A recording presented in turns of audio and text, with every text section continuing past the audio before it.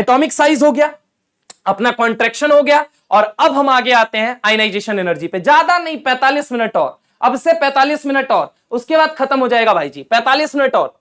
देखिए ionization energy में क्या है, वैसे तो मैं पहले लिख दे रहा हूं, do not important so much, do not important, छोड़ के भी चले जाओगे, कोई शक वाली बात नहीं होनी चाहिए, कोई दिक्कत नहीं होनी चाहिए, कोई परेशानी कोई समस्या नहीं होनी चाहिए। लेकिन सुनिए होता क्या है, जरा गौर से सुनना, बस मैं कहूंगा एक कोड याद रखना 267, क्या याद रखना 267, पंगे बस यहां आते हैं आयनाइजेशन एनर्जी, बस एक चीज याद रखो, जनरली क्या होता है, साइंस टीचर वेरी क्रूएल, मांगे फीस कोई नहीं कुछ जाने, कोई नहीं कुछ जाने, कुछ जाने। आप लोगों को पता है बेटा, लेफ्ट से राइट जाओगे, लेफ्ट से राइट जाने पे आयनाइजेशन एनर्जी क्या होती है, ये मुझे बताओ। आयनाइजेशन एनर्जी कम होती है बढ़ती है, ये मुझे बताइए। आयनाइजेशन एनर्जी क्या होती है, कम होती है या बढ़ती है? तो आयनाइजेशन एनर्जी अगर हम बात करें तो क्या करती है, बढ़ती है। अरे हाँ ना बोलो भाई, बोलो बोलो बोलो बोलो बोलो बोलो, हाँ या ना, पक्की बात है, हाँ निमोनिक्स लास्ट में लिख के दे देंगे, ये मुझे बताओ। इंक्रीज होती है, यानी कि अगर मैं तुमसे बात करूं, सिंपल सी बात है, साइंस से ज्यादा टीचर की होगी, वेनेडियम से ज्यादा किसकी होगी, क्रोमियम की होगी, क्रोमियम से ज्यादा किसकी होगी, मैग्नीज की होगी, समझ रहा हूं मेरी बात को। मैग्नीज से ज्यादा किसकी होगी अगर हम बात करें तो आयरन की होगी। आयरन और कोबाल्ट निकल को छोड़ दो, निकल से ज्यादा किसकी होगी, कॉपर की, कॉपर से ज्यादा किसकी होगी, जिंक की। लोचा कहीं कहीं फंस जाता है, कहां कहां फंसता है तो मैं आपको बता दे रहा हूं। जो दूसरे नंबर का एलिमेंट है, एक तो लोचा यहां पे आता है, इसीलिए 2 लिखा है, ठीक है। लोचा कहां कहां आता है, बस ये कोड याद रखना, ठीक है। लोचा कहां आता है, एक तो यहां आता है, उसके 6वें नंबर पे यहां, और 7वें नंबर पे यहां, बस यही 3 जगह लोचा आता है 267। बाकी हर जगह इन जनरल आयनाइजेशन एनर्जी बढ़ती है। मैं पहले बोल रहा हूं ये इंपॉर्टेंट उतना नहीं होता है, लेकिन फिर भी सवाल आ जाए, एक कोड बस याद रखना, बाकी कुछ मत याद रखना, बाकी जनरल ट्रेंड याद रखो कि स्कैंडियम से जिंक तक लेफ्ट टू राइट जाने पे आयनाइजेशन एनर्जी क्या होती है। तो आयनाइजेशन एनर्जी बोलो जल्दी, क्या होती है, इंक्रीज होती है। क्या होती है, इंक्रीज होती है, पक्की बात है, तो इंक्रीज कर रही है।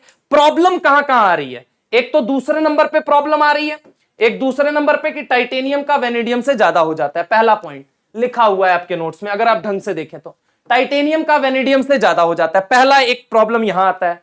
दूसरा प्रॉब्लम कहां आता है, आयरन का कोबाल्ट से ज्यादा हो जाता है और कोबाल्ट का निकल से ज्यादा हो जाता है, तो दूसरा पॉइंट यहां लिखा हुआ है, पक्की बात है, बोलो हाँ या ना। अगर मैं बात करता हूं, एक और सवाल पूछता हूं, तीसरा सवाल वो जो तुमसे परेशान कर सकते हैं। अगर मैं बात करूं कि 3D का लास्ट एलिमेंट क्या है, जिंक, वैसे ही 4D का लास्ट एलिमेंट क्या है, कबाड़ा, और 5D का लास्ट एलिमेंट क्या है, हो गई जिंदगी, कबाड़ा हो गई। ये 3D10 बन गया, ये क्या बन गया, 4D10 बन गया, और ये क्या बन गया, 5D10 बन गया।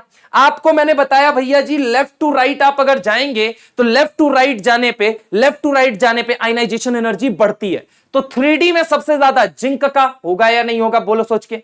अगर हम बात करें 4D में सबसे ज्यादा, तो बोलो बोलो बोलो, 4D में सबसे ज्यादा, तो अगर हम बात करें 4D में सबसे ज्यादा कैडमियम का, और 5D में सबसे ज्यादा किसका होगा, मरकरी का होगा, होगा या नहीं होगा। इसीलिए कहा जाता है जिंदगी कबाड़ा हो गई, अपने रिस्पेक्टिव पीरियड के अंदर सबसे हाईएस्ट आयनाइजेशन एनर्जी रखते हैं। कारण क्या है कि ये D10 फुल्ली फिल्ड होता है। क्या होता है, फुल्ली फिल्ड होता है। नीट में सवाल पूछा गया, क्या सवाल है, सुनना चाहिए तो सुन लीजिए।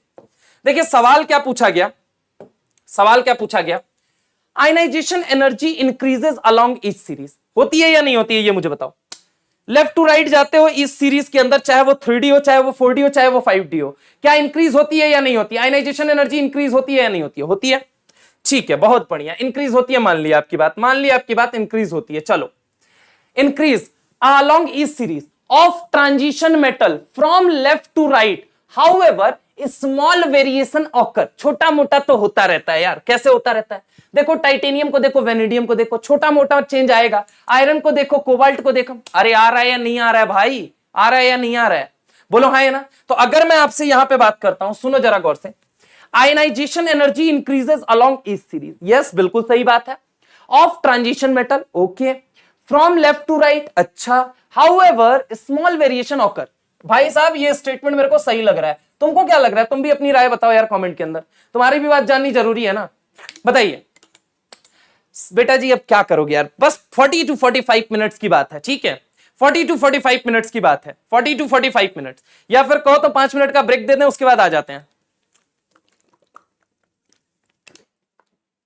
ट्रू है, ठीक है, क्या लिखता है, there is corresponding increase in nuclear charge which accompanies the filling of electron in the inner और डी ऑर्बिटल। कहने का मतलब क्या है, सुनना जरा गौर से। अब जैसे जैसे आप आगे जाइए, आप यहां पे कन्फ्यूग्रेशन देखेंगे तो आपको कन्फ्यूग्रेशन क्या बनता हुआ नजर आएगा।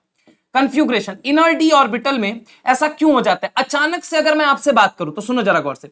यहां पे एक अचानक से होने लगती है पेयरिंग, जैसे ही फिलिंग होती है तो इसकी वजह से ये क्वाइट स्टेबिलिटी की तरफ आगे बढ़ने लगता है। जब बढ़ने लगता है तो यहां पे अगर शुरू में जैसे कहा जाए, जैसे ही पेयरिंग स्टार्ट हुई तुरंत यहां पे प्रॉब्लम क्या आ गई, प्रॉब्लम ये आ गई बेटा कि यहां पे इलेक्ट्रॉन निकालना बड़ा मुश्किल हो गया।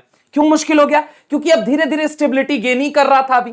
अच्छा, टाइटेनियम में ऐसा क्यों हुआ, टाइटेनियम में अगर देखा गया है कि अब नॉर्मल जेड इफेक्टिव के रीजन की वजह से, जेड इफेक्टिव ज्यादा होने की वजह से न्यूक्लियस का होल्ड आउटर मोस्ट शेल के इलेक्ट्रॉन पे क्या हो जाता है, ज्यादा।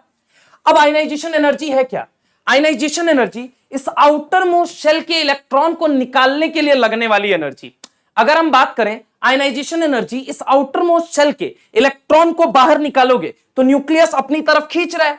अगर न्यूक्लियस मान लो इलेक्ट्रॉन को अपनी तरफ खींच रहा है, अब तुम इसको बाहर निकालना चाहते हो, क्या बोला मैंने, न्यूक्लियस अपनी तरफ आउटर मोस्ट शेल के इलेक्ट्रॉन को खींच रहा है, अब तुम इसको बाहर निकालना चाहते हो तो बाहर से एनर्जी देनी पड़ेगी, बाहर से एनर्जी देनी पड़ेगी। जब बाहर से एनर्जी दोगे, जब बाहर से एनर्जी दोगे तो एक मिनिमम पॉइंट जहां पे वो इलेक्ट्रॉन बाहर निकल जाए उसी को आयनाइजेशन एनर्जी कहते हैं।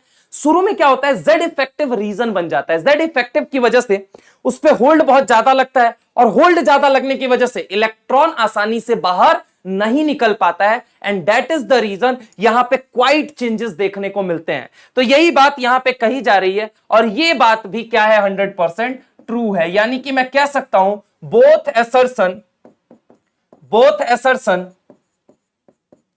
And reason, both assertion and reason is correct, and reason is correct explanation of, and reason is correct explanation of, and reason is correct explanation of assertion। समझ रहे हो मेरी बात को, reason is correct explanation of assertion।